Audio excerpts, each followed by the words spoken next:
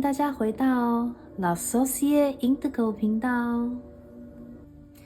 今天我们要测的是断联中的他还会回来联系我们吗？有机会再见面吗？好，你们现在看到眼前有3副牌，我们来做一个简单的冥想。深呼吸，吐气，轻轻地闭上眼睛，再一次深呼吸，慢慢的吐气。现在什么都不要想，感觉眼前一道白光，深呼吸，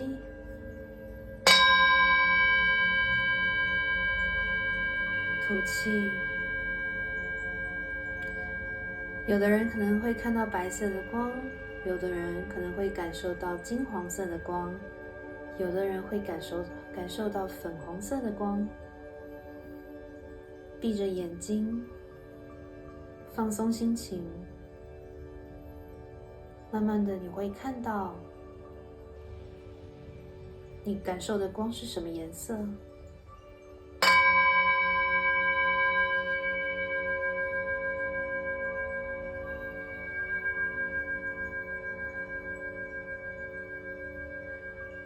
呼吸缓慢下来，内心感到平静。现在慢慢睁开眼睛，然后内心浮现你想要测的那个他的画面，你们的回忆，感受一下你想测的人的能量，然后心中默想的这个问题，他还会回来联系你吗？然后看前面3副牌，你可以从位置上来选牌，或者是牌下方的水晶来选牌。选好了吗？我们要开始解牌咯。好，我们现在要来看选择第1副牌组的朋友，你们测的那个他的个性是怎么样的？你们选到的是这个蜂蜜方解石，我把它放这边。好，来，你们选的第1个牌组测的这个人的个性是这2张牌。然后这次我也抽了你们选择第1副牌组的人，可能你们的能量是这3张牌。那怎么排比较好嘞？我这样排好了。但是因为这是大众占卜，所以有可能2方的个性能量会互换，所以你们在听的时候可以自己去判断决定说哪一个能量是属于你的，哪一个能量是属于你测的那个人的，这样 OK。 好，你们想要测的这个人，他应该是一个怎么说，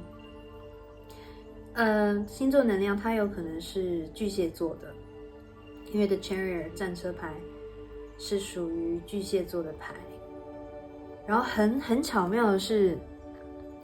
代表你们的这张个性能量牌也是巨蟹座的 Moon 的逆位，所以我不知道你们是不是2个都是巨蟹座，或者是都有巨蟹座的，在你们的星盘里面。然后他有可能是7月生，反正6月7月生，还是你们有人是7月18日生。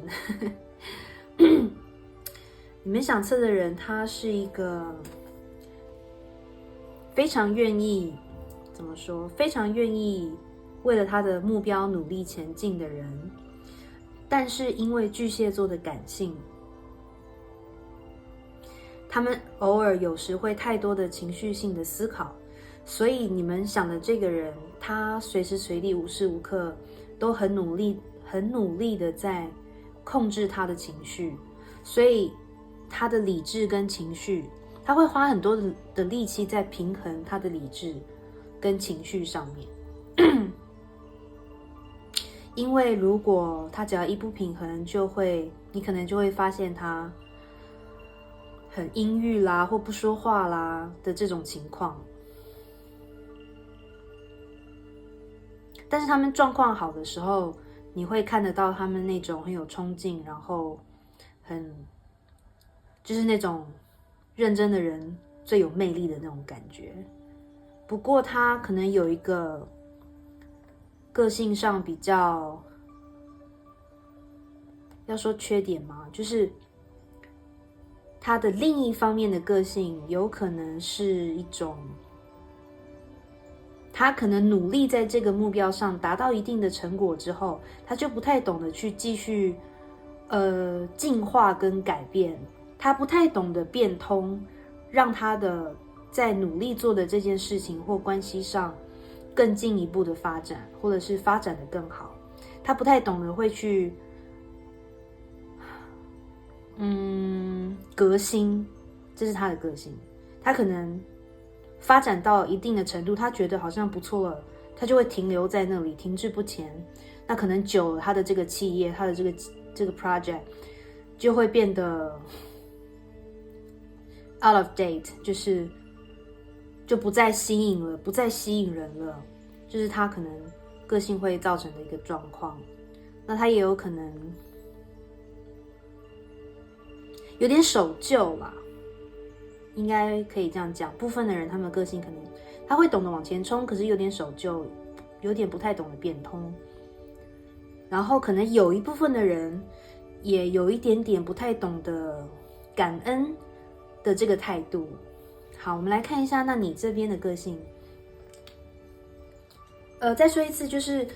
你们在测的时候有可能会互换哦，所以 either 是这边是你测的人，或这边是你测的人。但是我在抽牌的时候，我是问这边是你测的人的个性，这边是你的个性，那你们自己去 resonate， 自己去决定哪一方才是在讲你们哈。选择到第1号牌组的人，你们呢？我刚刚有讲，也有可能是巨蟹座，或是其他的水象星座。那通常 The Moon 代表的是你们会有一种犹豫不决，就是巨蟹座的特性嘛，犹豫不决，然后有非常多隐晦的恐惧，你不会去告诉别人，你都是藏在心里，而这些恐惧会让你造成内心，会让你内化，变成潜意识的恐惧而多梦。但是这张的梦是逆位，所以意思是虽然你也有这种害怕、恐惧、犹豫不决的成分，但是你是一个愿意把它翻过来的梦，翻过来水就没了，就是那个倒影就没了。你愿意把你的担忧的事情把它晒在阳光下，然后去面对它，所以这是你的个性。不过你有可能，然后你非常有正义感，你有正义感，你会用你的人生经验学到的任何的，处事哲学或者是社会规则，来决定你碰到的事情，你碰到的人，谁是对的，谁是不对的，因为你抽到了审判牌，所以当你可能会，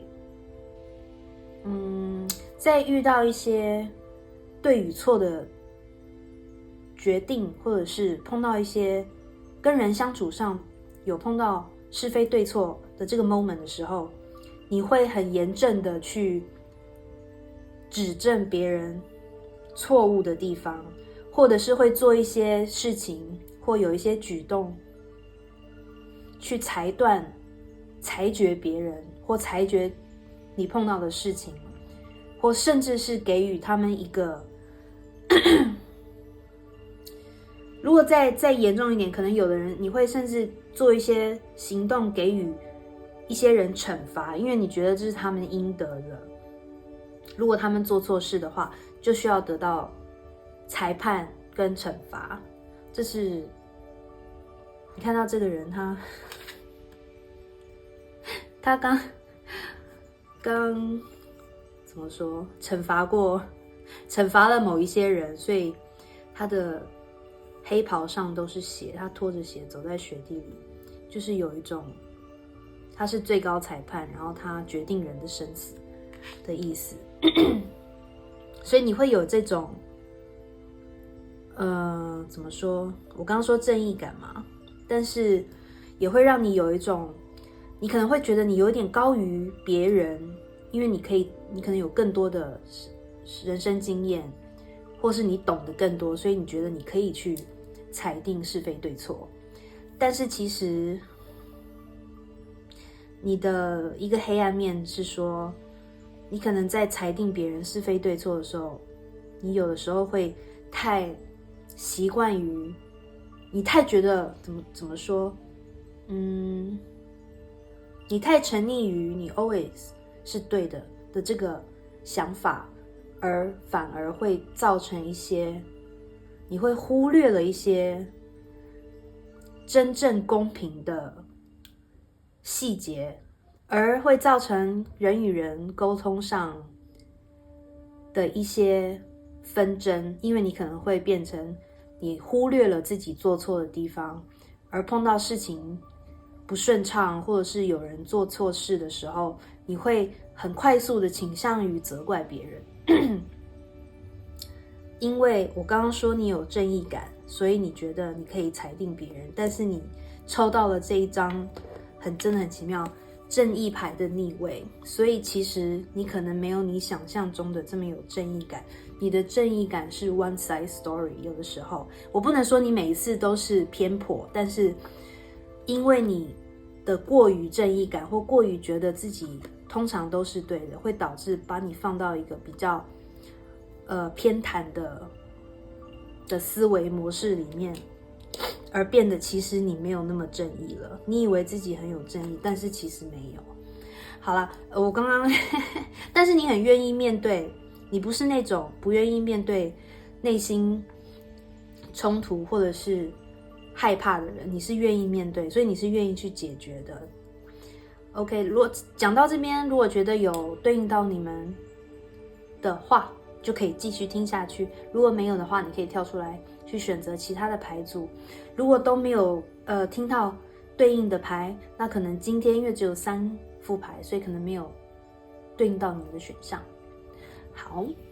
我们来抽一下塔罗牌吧。 OK， 我帮你们抽了2张神谕卡，代表你们的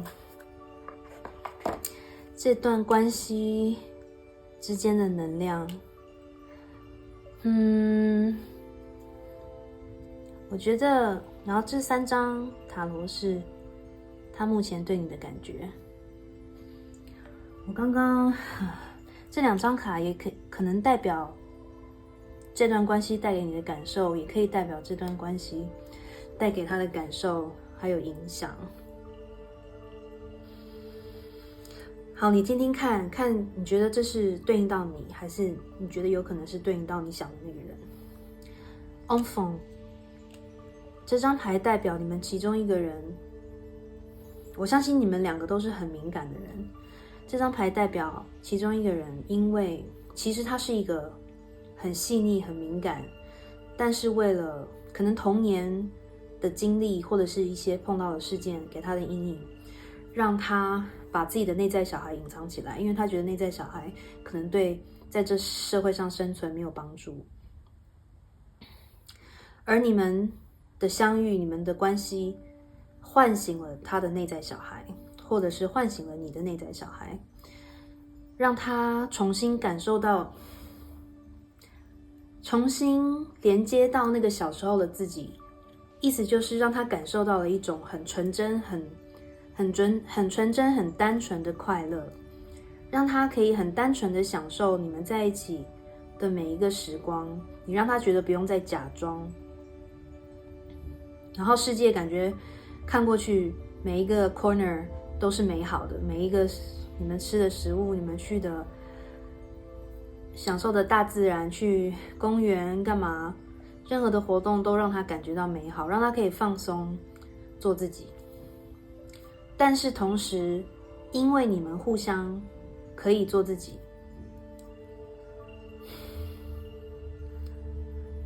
这个有好也有坏，坏的就是 trigger 怎么说？你们的关系 trigger 了其中一个人。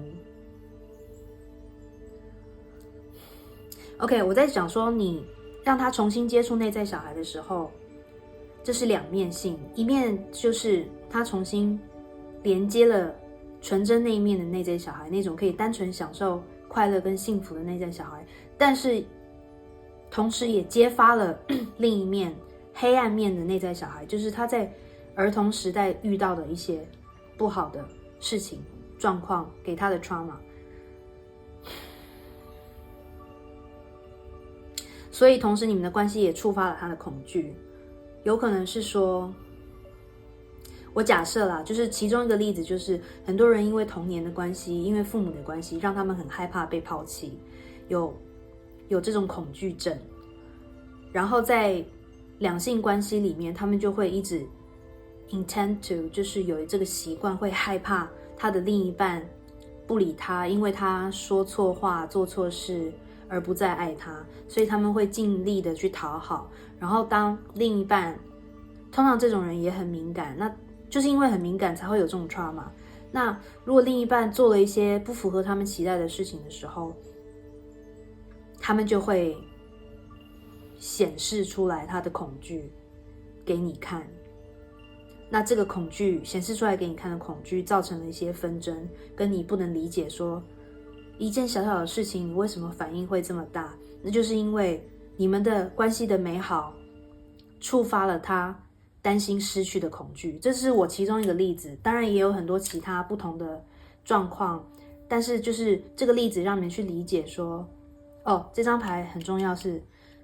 你们这个触发点是大概6个月前，你们6个月前可能发生了一件事情，我想应该一定是有就是发生了争执。我不知道是你还是他触发了其中一个人的恐惧，导致他们没有办法控制情绪，然后导致其中一方的不理解。这是你们关系中的能量。他的哭泣可能并不一定是你做错了什么或他做错了什么，而是因为对对方你不知道他的这个黑暗面，你当然不知道什么东西会触发他嘛，会让他爆发，所以导致了这段关系的沉重悲伤。我们先来看一下他目前对你的想法如何。好，他现在对你们的想法很奇妙的是，他的个性是战车正位，可是他的想法第一张是战车的逆位，所以表示说你们之间发生的事情跟他现在对你的感觉，就是你们的关系让他完全没有办法再像以前，再像自己，所以他的战车翻车了。他现在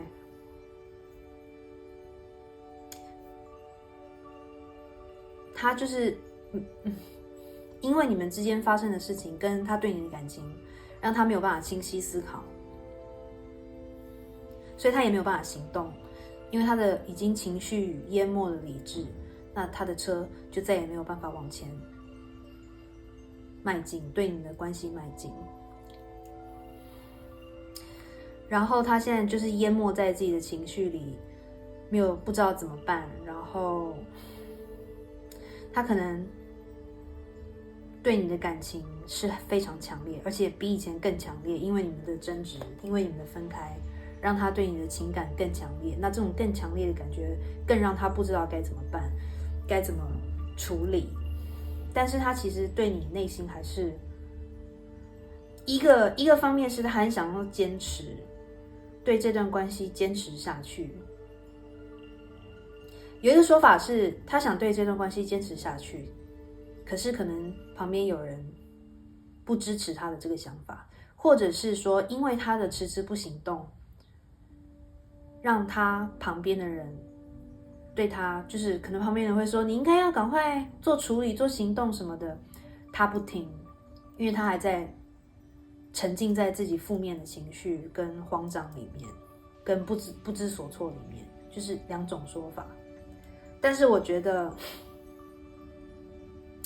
以这张卡来说的话，权杖七正位，他很想，我不知道你们两个之间是不是有什么你们俩之间才懂的情绪，就是他有时候很想你，然后很想要惩罚你，让他这么难过的感觉。好，你知道我的意思。那未来呢？有可能是他还是不会有行动，因为是宝剑国王的逆位。宝剑国王的逆位代表是说他不会有沟通的，你们之间不会有沟通的情况，就是他不会去主动跟你联系，因为他思绪不清楚，然后他也不知道怎么说他的感觉，或者是对这段关系有任何的想法，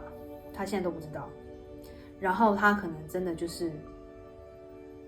直接消失、断联、消失不见，但是他很有可能当他情绪平稳了之后，但是这个时间不知道要多久，情绪平稳之后，他可能又会再突然出现，然后装了一副好像没事的样子。我不知道这之前有没有发生过，如果有发生过，那你就知道他有这个倾向。如果没有发生过，你们才刚开始交往的话，那就是他之后可能会有这个情况发生。我们来看一下神谕卡，看一下他有什么行动，跟你对这段关系该怎么处理。补充一下，我刚刚忘了给你们看牌底是圣杯九的逆位。圣杯九的逆位代表的是说，他目前我不知道是他做错了事，还是你对他说了什么话，导致你们现在这段关系的断联。他现在就是一个，因为他现在他想要你的爱却得不到，他也没有办法相对的给你你应得的爱。我感觉他好像不是很对爱不是很成熟，就是他不太懂得怎么去沟通或付出，但是他又喜欢你爱他的，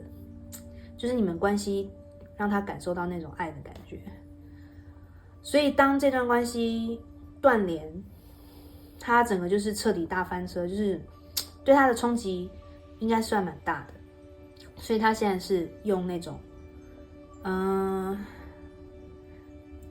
感官享受来弥补他缺爱的这段时间，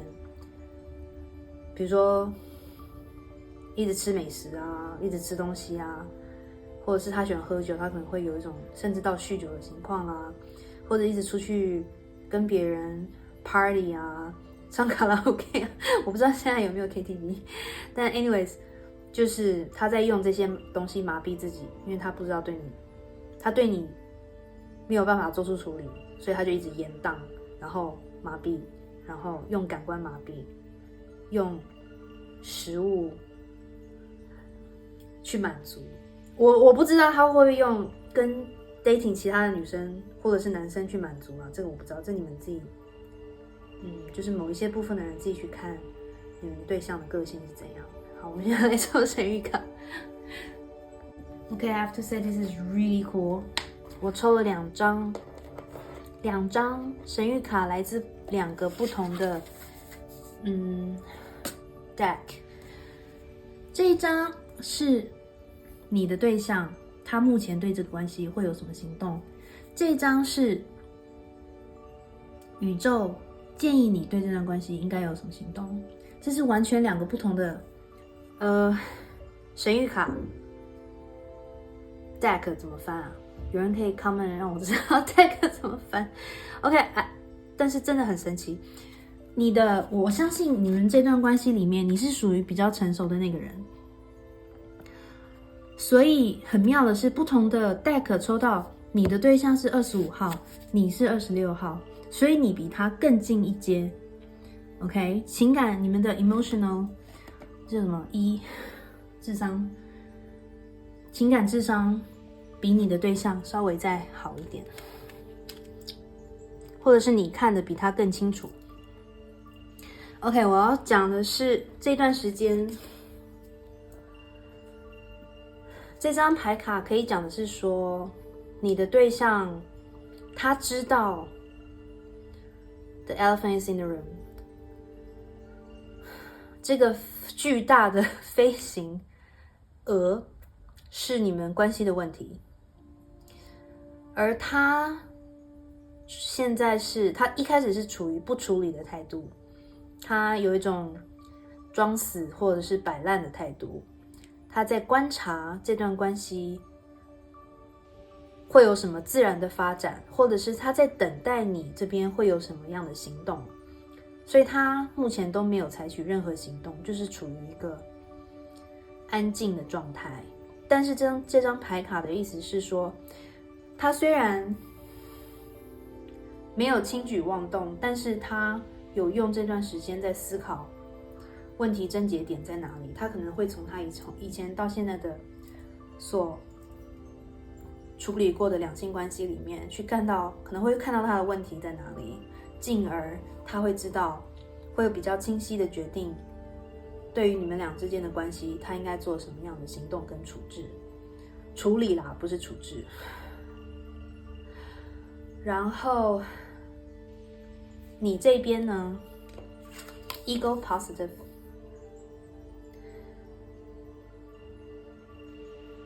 你倾听你的内心。26号2+6是8代表的是力量，所以你这边你可能是属于那个比较有自信的人，你比较知道自己要什么的人。这边有一个 peacock， 有一个孔雀，所以你可能是那种很懂得散发你的魅力，或者是因为你很受人喜爱，所以你会比较了解自己，知道自己的长处优点在哪。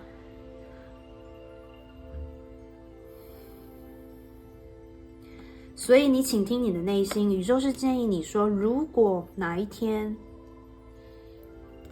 listen to your guts， 如果我们说什么人类图有一个叫什么反应啊，我又忘了 ，sorry， 我的记性越来越差。我要讲的人类图就是荐骨反应，就是你有那种碰到事情有一个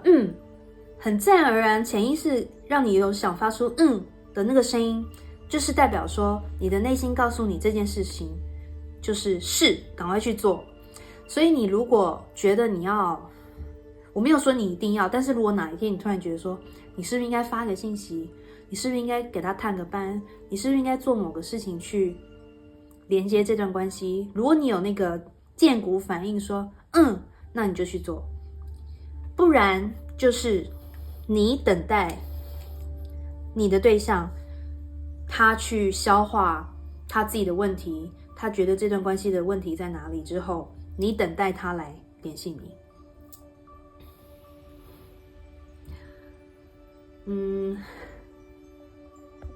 OK， 我帮你们抽了一张你的对象有可能联系你的时间，抽了一张钱币6。请大众占卜请自行对应。6有可能是6天、6个月、6月，可能3月6号某一个周六，或者是夏季的时候5、6月的那个时候。所以看你们如果有第六感告诉你们应该联系他的话，你可以主动联系他，或者是你就等待他先联系你，让他把自己的问题、自己的想法弄清楚了，他来联系你可能也是一个比较好的选择。你要先让他知道他要的是什么，他想要的是什么，他对你的感情到哪一种程度，然后让他来联系你。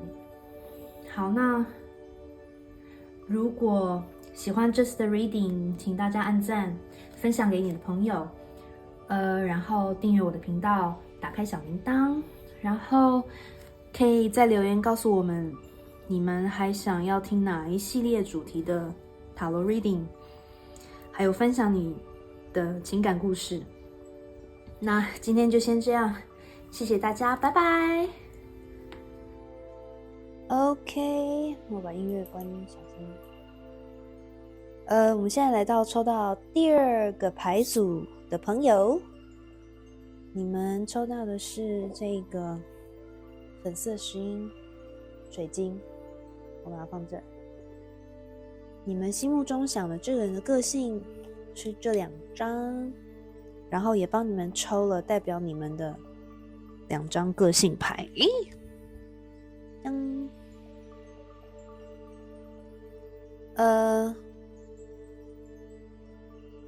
我在询问的时候，这边的牌代表的是你想要问的这个人的个性，这边是代表你。但是因为是大众占卜，所以有的时候可能能量会互换，所以等一下在听的时候，你们自己看一下哪一个比较符合是你们的个性跟你们测的人的个性。好，那你们选择2号牌组的人，你们想要测的这个对象，他们跟你们恰恰相反。你们测的对象是风象能量比较强的人，2张都是宝剑，双子、水瓶、天平。然后你们呢是火象比较强，因为2张刚好都是权杖，牡羊、狮子、射手。你们测的对象是属于一个很有梦想，很想要做大事的人，但是比较不会执行。有梦想，很喜欢说，会讲出很多的计划，可是都没有行动。他也有可能是，我老觉得可能你们来看的人会不会都是同一批人，因为我常常在算到你们测的对象是做航空业的。记得哦，就有可能能量互换，就是你们可能是做航空业的哈，就是你们自己去看一下哪一个比较 resonate。好了，我先讲这边，就是这张宝剑侍者逆位，他们可能是航空业的飞行员、驾驶，对不起 ，pilot， 空服人员，或者是他的工作常常需要坐飞机出差。宝剑代表是说他都是以思考为主，宝剑7也是。那宝剑侍者，你是权杖女皇，这张是权杖女皇跟权杖6，所以你这边代表的是你可能年纪稍微比他大，侍者的年纪比皇后轻，或者是心智年龄你比较成熟，他比较稍微可能没那么稳重，或者是思虑没那么整体上没有你那么周到跟成熟。所以我刚刚说你们2个刚好是相反，就是他只思考不做，而你刚好是非常有行动力的人。所以如果你们2个配合起来，懂得沟通协调，应该是很相配的一对，他来思考计划，你来行动。那我这边要讲比较他的比较负面的一些个性行为。宝剑7代表的是他可能是那种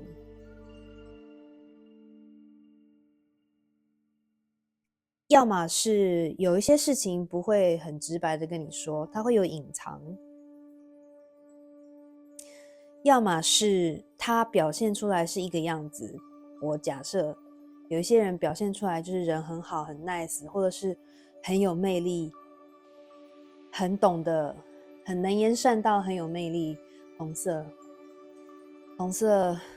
就是一个很吸引人的一个颜色，所以他可能行为上是一个很吸引人的角色，但是私底下是有可能会偷偷摸摸的人，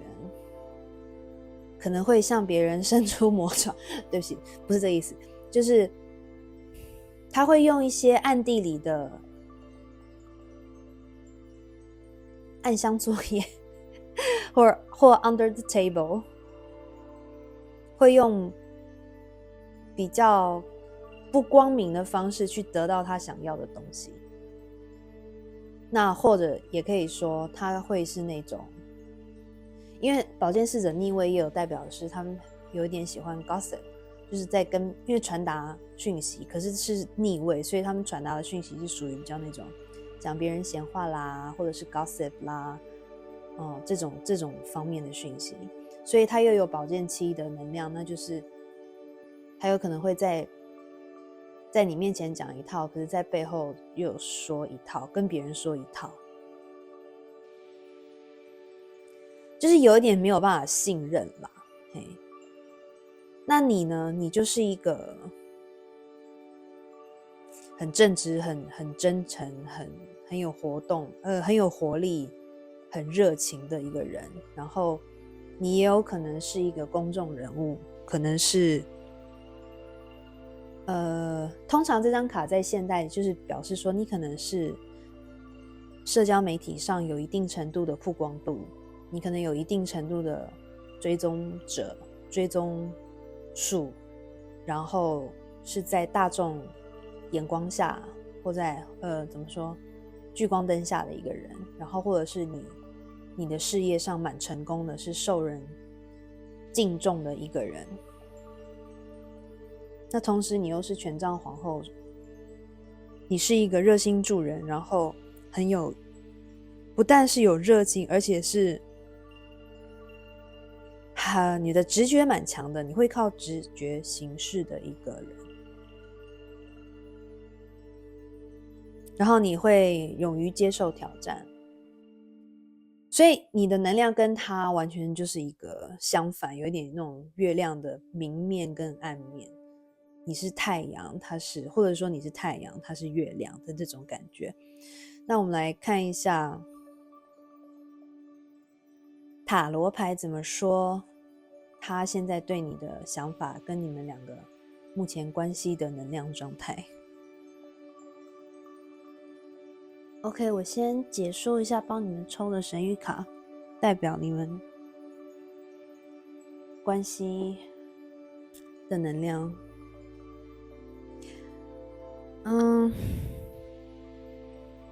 我觉得这一段关系让你感到害怕，但是害怕的层次有很多种，所以在这边选到第二个牌组的朋友，你们可能恐惧的东西都不太一样，程度也不太一样。我觉得我抽到这3张牌，这张叫 Education Beur Message d'Apaisement， 中间这一张是你们关系的核心。我觉得你在跟他相处的时候，让你感觉不但很棘手，因为你的手上插了一把剑，一把小剑，然后在你的手上跟这个剑上还缠绕着一只蛇。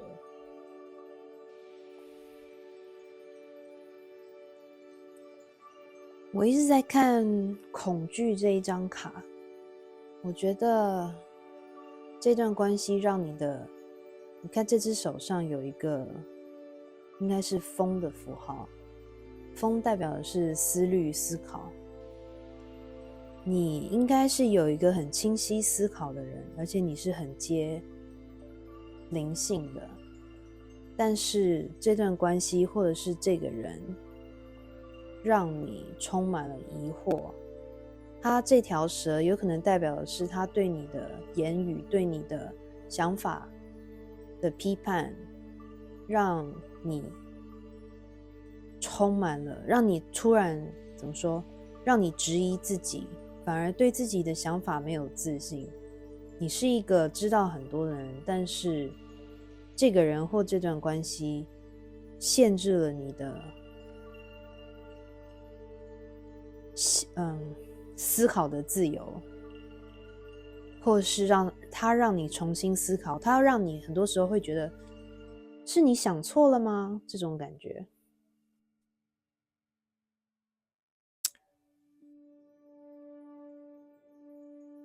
或者是某一部分的人可能是你们就是单纯的有点潜意识知道你不能相信这个人，你不能信任他，或者是你大概知道他可能会做一些事情是不会告诉你的，但是你是一个很正直的人，所以你可能这段关系一开始你会照着你想测的这个人对你说的一些话去改变自己，好像他把你训练 tame you into a version that he likes， 他把你训练变成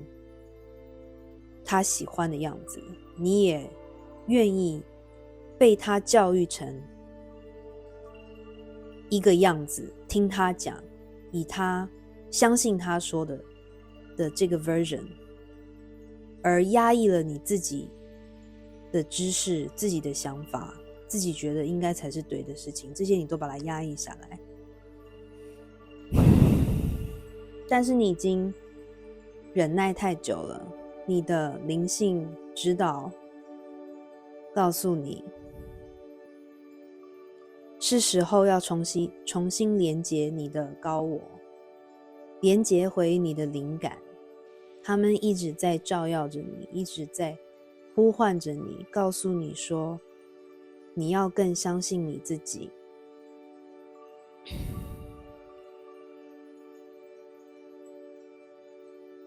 你才是那一个教别人的人，可能某一部分的人是这样，你们才是那个应该要教育你想测的这个对象的人。另一个部分也是说，教育的牌也是在讲说，连接你的灵性，听他们想要给你的讯息，这也是属于一种教育，他们会指引你走向对你更好的方向，并且让你成长。但是这两张牌也可以是说，这段关系让你认识自己不少，成长不少，这段关系虽然让你恐惧手足无措，但是你学到了很多，这段关系是对你也算是一种教育。而 Massage the Basement， 你可能可以，如果你也喜欢接近灵性的知识，你可以买一些水晶放在家里，先净化它们，你可以对它们说话，你可以常常把它们握在手中，感受它们的能量在你的身体流窜，这是感觉得到的哦。我刚刚在讲述你们的卡的时候，我觉得喉咙一直有一种很痒、很想咳嗽的感觉。当然，这有可能是因为季节转换啦，让我想咳嗽。但是我第一副牌不会。我在想说，你们可能太为有的人可能是很为你们测的这个对象着想，所以都没有讲出自己的想法。你们可以去，你们在买水晶的时候，第一个是一定要，我是建议都现场看，然后去摸，吸引你的颜色就是代表你需要的，你的需要修复的脉轮。然后我也可以建议你去看蓝色的水晶，我不是水晶专家啦，所以我也不记得它们的名称，但是像这种蓝色水晶代表它可以修复你的喉轮，修复喉轮就是说可以帮助你知道怎么去阐述你的想法，让别人理解，因为你可能都忍着不说，因为你想要维持关系的平稳。但是如果你来看断联的话，那就表示对，我忘了讲，这张牌有讲说2年前发生了一件事情，让你产生了很大的恐惧，不信任自己或是不信任他，所以你们可以自己对应说，你跟这个人2年前是不是有发生什么样的事件，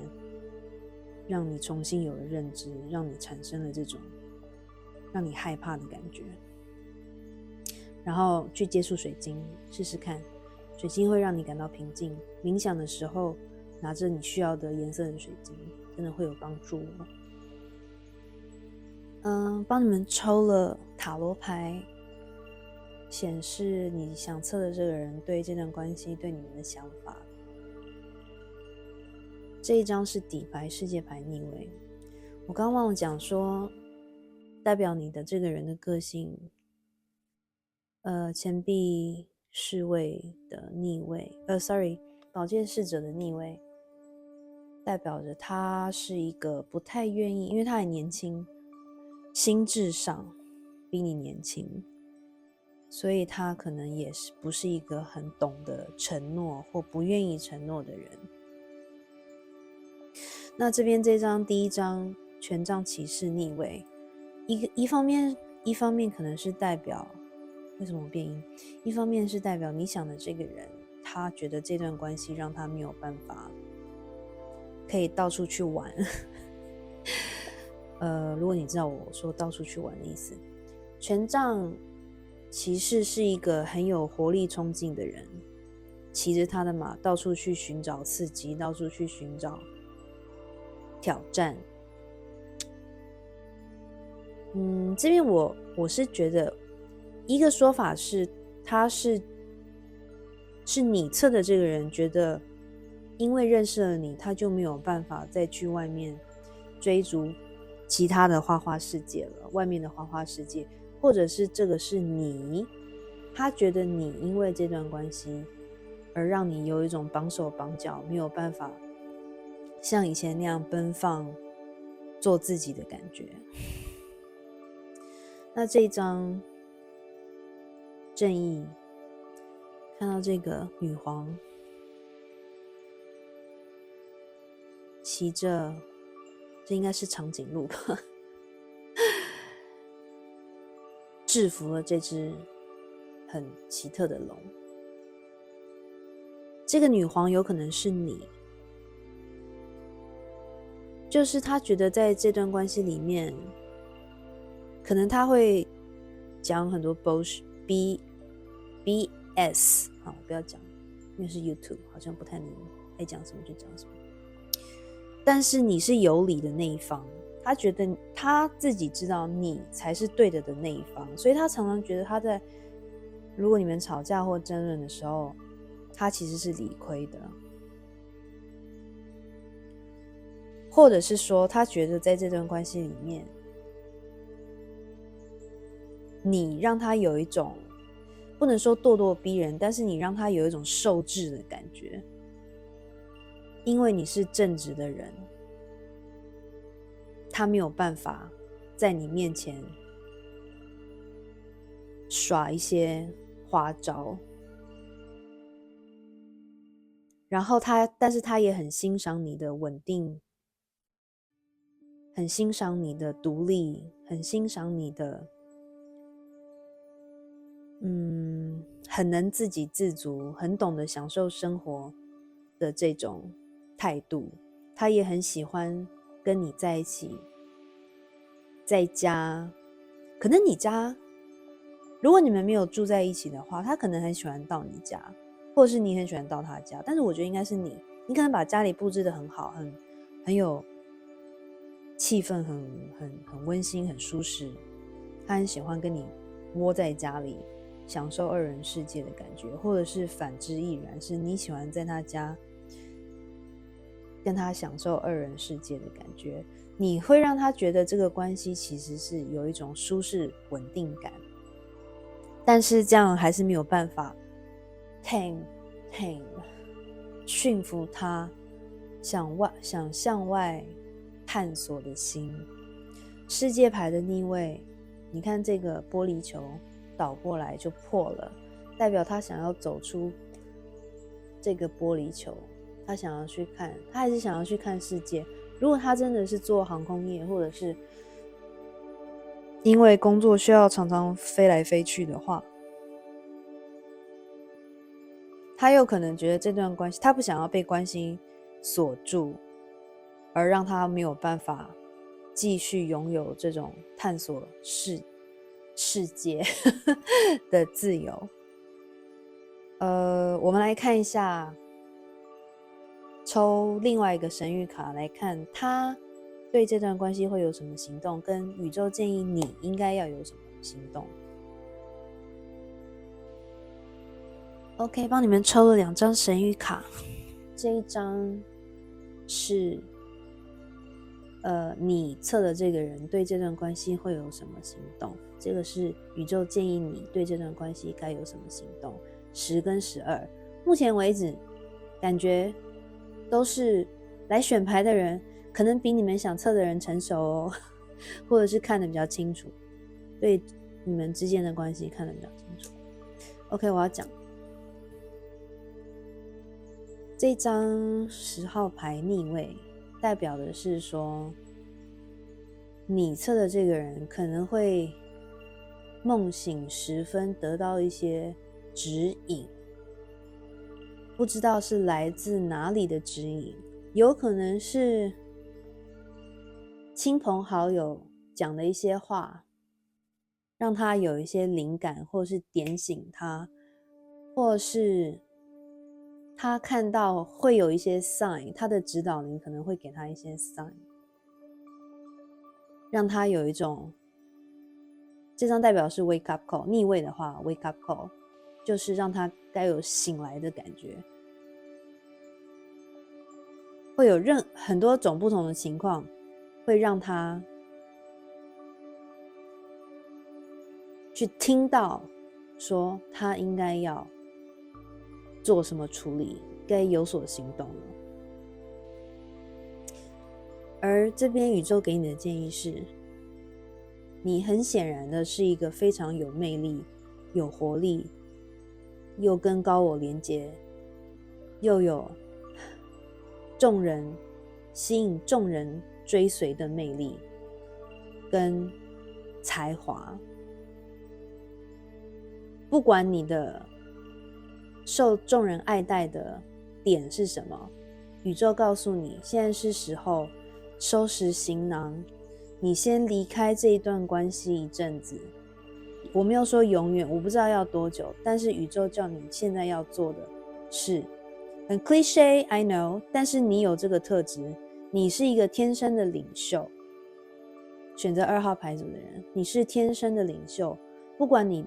带领的方式是什么，你要开始把你的心力放在开发自己的事业，执行你想要做的企划，你想要追寻哪一个职位，你想要去哪一国工作，你想要被外派到哪里，等等等诸如此类。你是一个企业家，天生的企业家，还是说你应该要辞职，终于开始当自己的老板，做自己想做的生意，把你的能量从这个人抽离，走向绿色，因为有橘色、紫色、绿色，请听你的指导灵会给你指引，记得要连接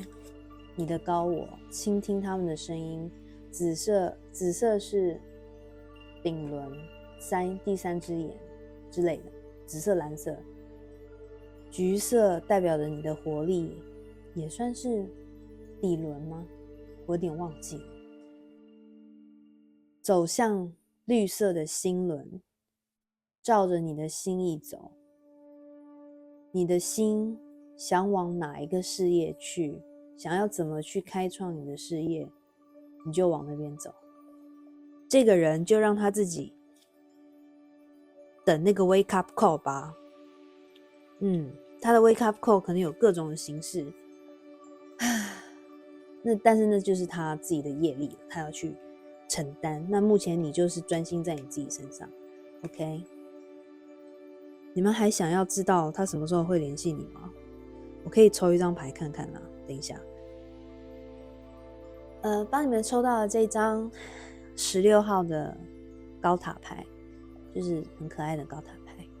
这是大众占卜，所以我只帮你们抽一张牌，所以这个时间点自己大家去 resonate， 不一定是符合每一个人的情况。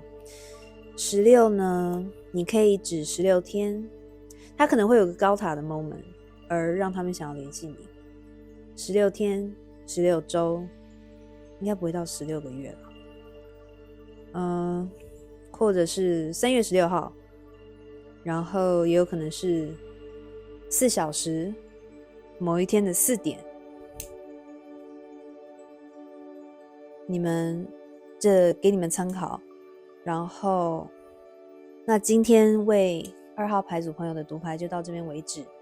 希望对你们有帮助。然后也希望如果你们喜欢我的读牌，欢迎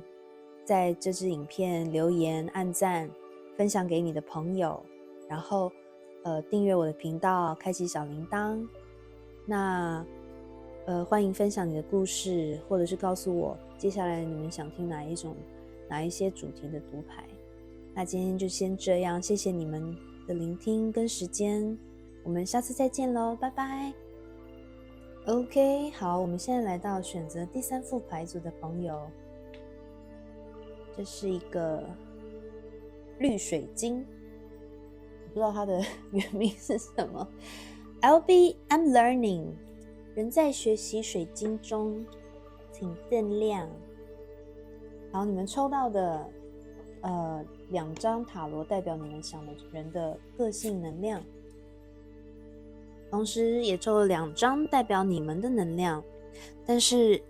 再次强调，因为这是大众占卜，所以有的时候你们能量会互换，所以等下我在讲解这2个个性能量牌的时候，你们可以自己参考一下哪一个是比较属于你，哪一个比较是属于他，甚至或者你觉得2个都有一点你或他的成分，那代表你们是有镜面的效应。好，我们来解牌。 OK， 你们心里想的这个人跟你塔罗真的很奇妙，你们2个都是10号牌，但是是完全不一样的10号牌，而且都是正位的。这边讲比较浅一点的话，就是你想的这个人，他可能跟你比较起来是属于比较负面的人，而你是比较会往正向去看事情的人。那原因是为什么？因为你们来自不同的背景，你们成长环境不一样。你可能来自一个大家庭，所以可能你从小到大生活环境，你看到的就是那种很富裕，都跟一群人、一群家人聚在一起，有你的表弟表妹、堂哥堂姐，或者是侄子外甥、你的奶奶，很多的时刻或特殊时刻都是跟家人聚在一起，然后给了你一种sorry 想咳嗽，很奇怪，为什么我在讲说你是来自富足的家庭就想咳嗽？你是想哽咽吗？就说好像看起来很和乐融融，可是那是表面，但是其中家庭里面有很多不同的纷争，让你们很困扰之类的。但是我要讲的是说，你的能量比较是你比较习惯那种很多人一起，然后很热闹，比较多爱包围，比较富足，因为真的是10颗钱币，你应该是小康或者是更好的家庭环境长大，然后就算不是家里很富裕，也是那种大家很团结的一个家庭，所以导致你已经习惯跟一堆人在一起。所以这边有一个权杖3逆位，代表的是说你很害怕独自旅行，你很害怕所谓的独自旅行，可能真的 literally 你不喜欢独自旅行，一个人旅行，或者是说你很害怕离群所居。你看这边正位的话是一个女孩子穿着红色的洋装，挑着手上拿着蜡烛微微的光，跟着一只孤狼准备要走入一个迷宫的花园迷宫里面独自去探索未知的世界，但是现在是逆位，意思是你很害怕这种情况发生，你 always 需要一个，你的背后需要一个大家庭来支撑你，让你感觉到安全，你没有办法像一匹孤狼在外面流浪。而你想的这个人，他是一个想很多的人，剑代表的是理性思考，不能说，应该就是代表思考，所以10支箭插在他的背上。他是一个会过度思考的人，然后他会过度把事情想得负面的人。你看他这张牌，他淌血倒地，他可能有很多的梦想，红色、黄色，很多的梦想。他可能以前一开始是很热情，然后很有理念，但是因为人生给他很多挫折，让他怎么说？让他的看待这个世界跟人生的方式变成一种处处是荆棘，处处都会阻挡他，让他没有办法达成愿望，或者是到处都可能会有小人要在他背后陷害他的这种态度跟想法。他的人生观就是这样，他都没有办法等到黎明，太阳升起，新希望的来临，他都看不到了。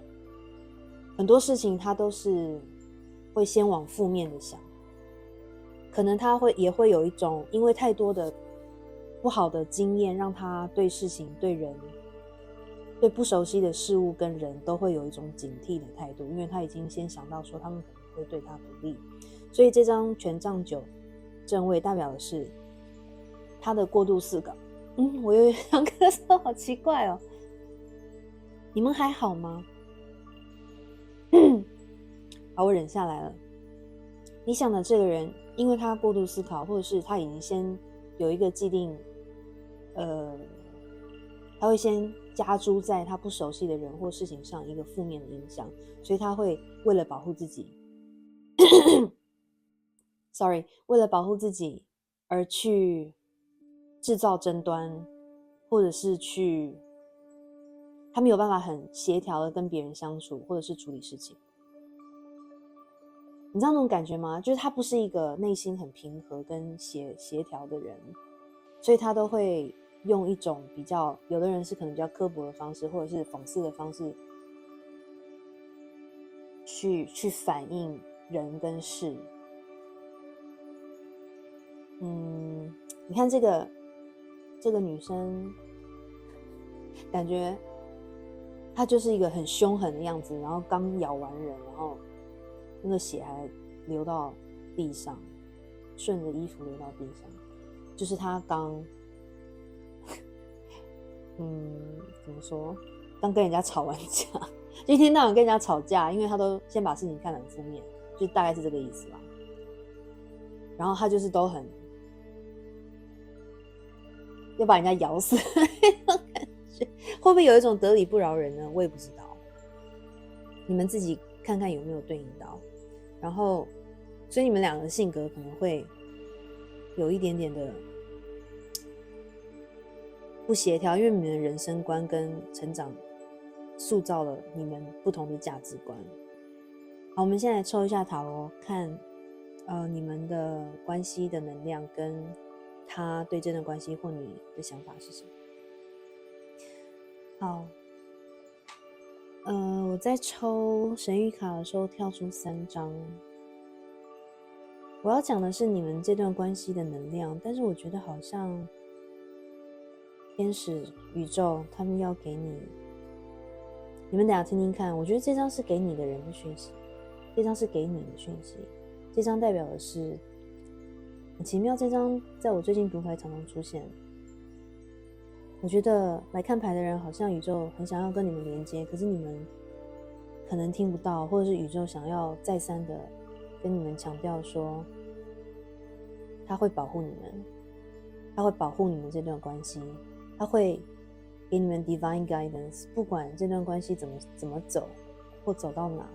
都是被指引的。然后他可能要你们注意身边宇宙给你们的 sign， 任何征兆、数字、歌曲、歌词、电影讲的台词，都可能是宇宙要给你们的灵感跟指引，这你们可以注意。我要先讲这张巴东。为什么我觉得这个是给你想的那个人的牌？因为这张牌讲的是说，你们其中一个人因为过去经历的种种，让你们觉得你们不值得得到好的东西，或不值得得到幸福。你们其中一个人潜意识里觉得自己有很多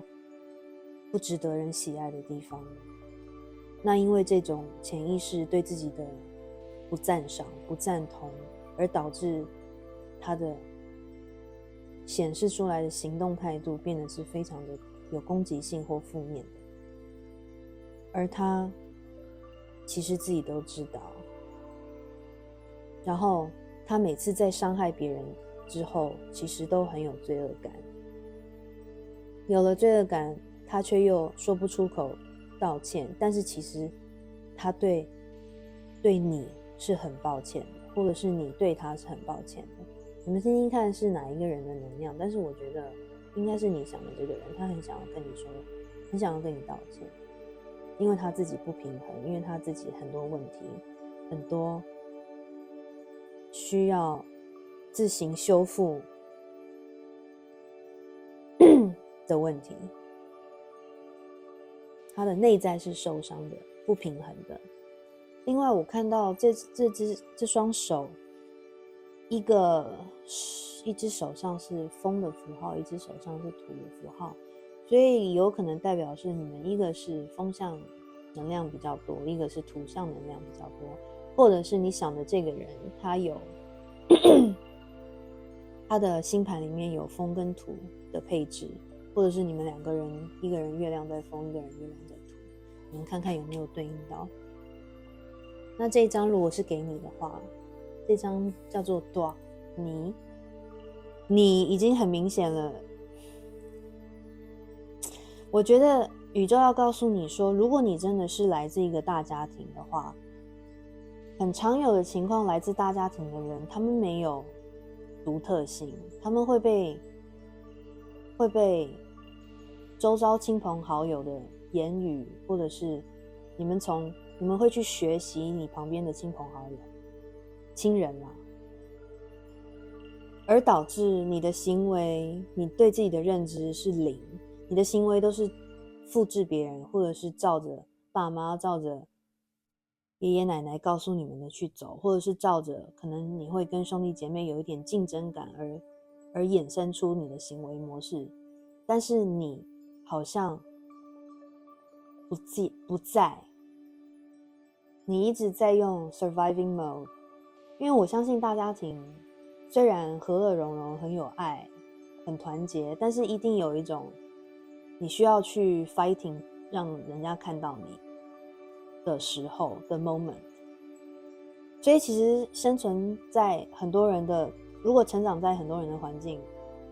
其实并不容易，所以你可能一直都不了解你自己是谁，你真正要的是什么，你要的都是你的家人要的，你做的选择是你家人建议你的之类的。所以这张牌宇宙要告诉你说，这已经讲到烂了，很 cliché， 但是宇宙建议你很浅显易懂的，就是开始练习冥想，去找一个环境，我不知道你能不能啦，就是如果你住的地方都是一群人，试图找一个可以自己独处安静的环境去静坐，或甚至你可以到户外去一个公园，或者去你可以去的地方，让你感受到平静的地方，去接近大自然。你甚至可以夜里注意安全，但是就是一个安全的地方，可以是山上，你如果喜欢爬山，去山上可以去露营，然后静坐，然后看星空，感受整个宇宙的能量，在没有那些吵杂的噪音，没有一堆人在你旁边讲话的这个，把你自己放在一个极度安静的环境，去听宇宙要跟你说什么，然后尽量让自己独处，找时间让自己独处，照着镜子看自己，可以用第三人称的眼光看自己，美在哪里，自己不喜欢的地方在哪里，然后看你自己的人生，你喜欢的东西，你的爱在哪里，然后你不喜欢的东西，也许也有你可以爱的地方。好，我们现在来抽一下塔罗，看你的对象对这段关系的想法，或是对你的想法。OK， 我帮你们抽了。好，第三组的人，我帮你们抽了塔罗，但是出来好多牌。OK， 因为有一些你们比较不一样的是，我还抽了解释牌，因为我很想要知道你们心里想的这个人到底为什么会有这些情绪。这样好了。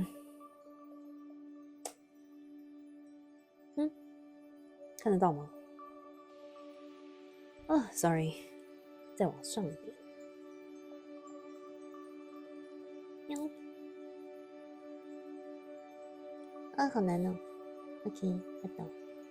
这样，我抽这3张牌，这张是底牌，然后我又抽了解释牌。我觉得你想的这个人内心非常的挣扎，然后就是有一种充满歉意，充满歉意，不知如何表达。我觉得有点心疼。我在抽你们想的这个人对这段关系看法的时候，我觉得他很喜欢跟你在一起的感觉，这不是废话吗？好，我讲一下。你们现在应该是分离的状态，然后你们以前可能常常一起旅行，然后他或者是说你们旅行过几次，他很喜欢跟你一起旅行的感觉，或者是他很想要带着你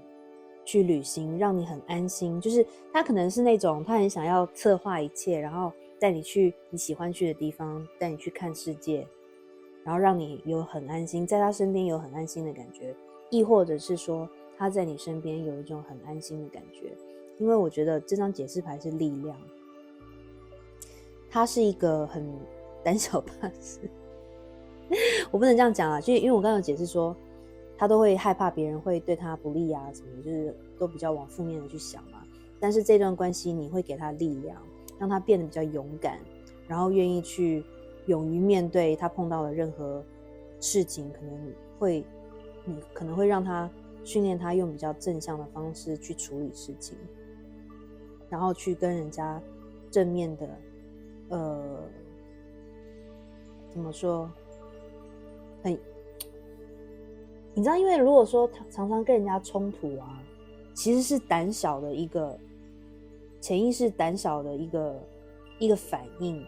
当你潜意识是勇敢的人的时候，你出来的态度反而是那种很正气凛然，然后反而是很温和，而不是到处咬人的态度。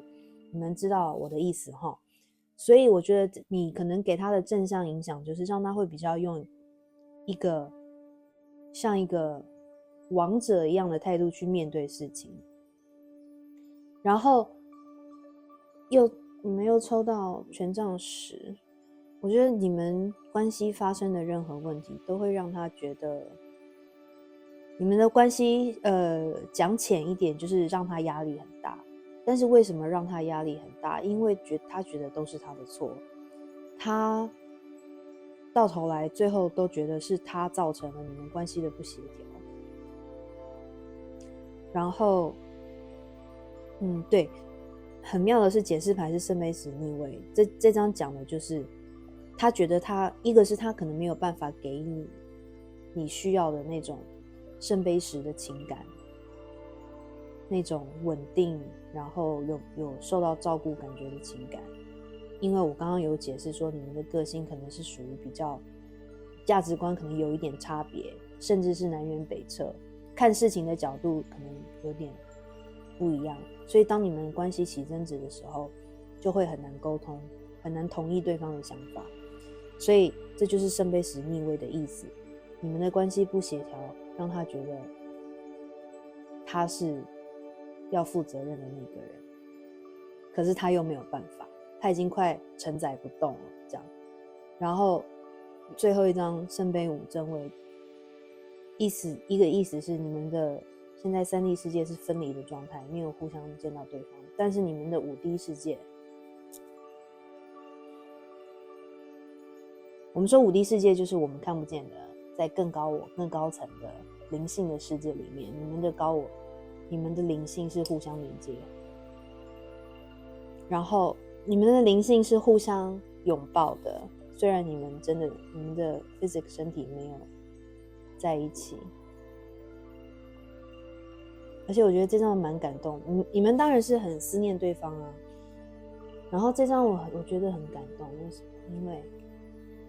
这张除了讲分离，但是你们5D 是在一起的。这个人，一个是他真的很想拥抱你，他很想念拥抱你的感觉，他很想安慰你，他很想让你知道说他一直都在。而且他把他的翅膀给了你，你有看到吗？这只鸟身上没有翅膀，可是这个女孩子有翅膀，他把他的翅膀给了你。我讲到这边想哭他没有打算飞走，因为我觉得他的心就是在你身上，他甚至愿意牺牲，他就是愿意牺牲自己让你去飞翔的意思。 OK， 实在是太感动了。如果你觉得他不是这种人，那可能就是你吧你愿意牺牲自己让他飞翔，追求自己想要的。 OK， 好，我这边讲的是说，如果你想的这个人你觉得有对应到，他其实都没有跟你讲这些话，但是他真的很愿意让你去追随你想要的，因为他可能他觉得他没有办法给你你想要的，他愿意给你他的翅膀。如果是这样的话，这边的解释牌圣杯侍者正位跟宝剑8逆位，这边讲的是说他终于愿意面对他的恐惧，这个很胆小的他，内在很胆小的受伤的内在小孩，有没有？他心里就是这种受伤的内在小孩，什么都很怕，一直怕人家会伤害他、不爱他、抛弃他。他现在是逆位了，他对你的爱愿意让他成长，然后不再让这种恐惧控制他，然后愿意去。这张其实可以代表 reconciliation， 就是代表重聚，他想要回来 offer， 但是不能保证，因为他现在只是一个圣杯侍者，就是他想要回来 offer 你他的情感。这张牌的意思，1、2、3、4、5、6只鱼，6有什么？这个数字他会带你去吃海鲜大餐吗？ Sorry， 我开玩笑的。对，这张牌有双鱼座的意思，但不一定需要是双鱼座。然后 Temperance 这张，你们喜欢旅行，可能你们两个都有射手座的配置在你们的星盘里面。这边就是有一些火象的能量，然后还有狮子座的能量，然后水象的能量，双鱼、天蝎、巨蟹。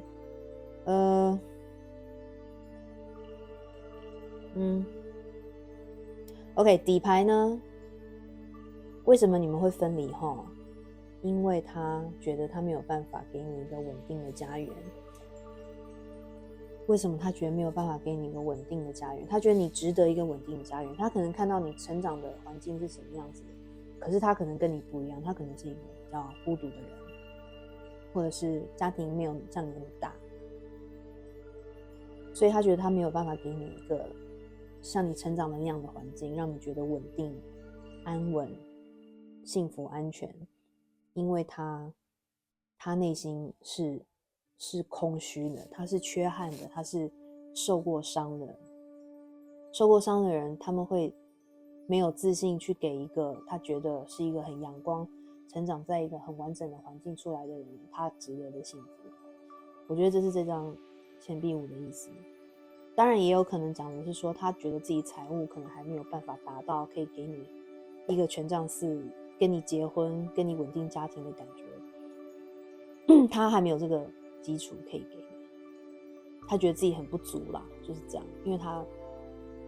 他是一个 broken man broken woman。 好，我们来看一下他对这段关系会有什么行动，还有宇宙建议你对这段关系要怎么处理。 OK， 帮你们抽了2张牌，我刚刚抽的时候不经意掉出来，因为实在太神奇了。这一张是宇宙说你想的这个人可能会有的行动，这一张是宇宙建议你目前对这段关系你应该要做的事是什么。2张都是，这张11号，这张29号，2加9是什么？11。你们是双生火焰吗？你们可能会他或者是你可能常常看到1111或者是111 OK， 11绝对是一个很 significant 的数字，你们可能常常看到天使数字跟连号1有关。太强了，太神奇了，太神奇了。 OK， 这张牌讲的是随机性 No improvisation 怎么翻？你想的这个人他目前并没有强迫自己要怎么做，没有计划对这段关系要有什么行动，但是他会improvise， 他会看状况行动的意思。但是你有看到他会 fight his way through， 他会努力的经过层层考验到达你的高塔 OK， 但是他会看状况行动。这张 Festivity 这张讲的是说，简单来讲是他们要你目前不要太被这个你想的这个人消耗你太多精力，或者是让你变得好像什么都不想做。你可能因为这段关系让你变得没有像以前那么的 outgoing 外向，或者是常常跟人家聚餐，你可能变得比较孤独，可能锁在家或怎么样的。那这张卡是告诉你说，是时候开始 pay attention， 注意生活里的小事，生活里发生任何好的小事都要去庆祝它，留意它，并且庆祝它。今天捡到100元，庆祝它；今天发票中了200元，庆祝它。这种 mindset， 你现在要进入这个庆祝的 mindset， 庆祝你的生命。你庆祝你的生命的时候，你就会更连接到你的高龄。你的高龄很希望看到你活在欢愉的情绪跟气氛里面。这张是讲说，你如果还是住在家里跟一群家人在一起的话，或者是你常常要回去探望家人什么的，多跟他们做一些去参加一些庆典，或者是在家开一些 home party， 或者是甚至你可以自己在家跟朋友开 home party， 或者是甚至你是自己一个人在外打拼的话，你没有什么朋友也没有关系，或者是朋友都很忙也没有关系，你一个人也在家里开一瓶香槟，开一瓶红酒，让你有庆祝的感觉，点几颗蜡烛，让你的高龄知道你在庆祝，他们会来 OK， 他们会来跟你一起庆祝，享受跟你一起体验这种欢愉的气氛，你就可能会听到他们的声音。在你可能在你很开心微醺的时候，你就会听到灵感，因为高灵要跟你说重要的日子要来了。我们不知道重要的日子是什么，但是他给你一个提示，他要你开始去体会人生的美好，然后你才会更吸引这个重要的事情到来，快一点到来，让你好像有种预备先练习怎么庆祝的感觉的意思啦。嘿，所以我不知道接下来重要的事情要来，是指这个人等待他回来，迎接他回来，还是说其实你可能自己个人发展上有重要的好消息要到来了，但是他要你，宇宙要你练习认识自己，知道自己是谁，喜欢什么，不喜欢什么，你才会更体会，比如说体会一个人的美好啦，或者是更重新体会跟家人在一起的美好啦。OK， 你有你的课跟路要走跟学习，你想的这个人也有他要学习的地方，但是我相信他会为了对你的爱努力往前朝你的方向迈进，好吗？如果你们喜欢今天的 reading，欢迎按这支影片按赞，然后订阅我的频道，开启小铃铛，分享给你的朋友，然后也可以在留言分享你的故事，或者是告诉我接下来你们还想看哪一种主题的读牌。 OK， 那今天就到这边，谢谢你们的收看，然后我们下次再见咯，拜拜。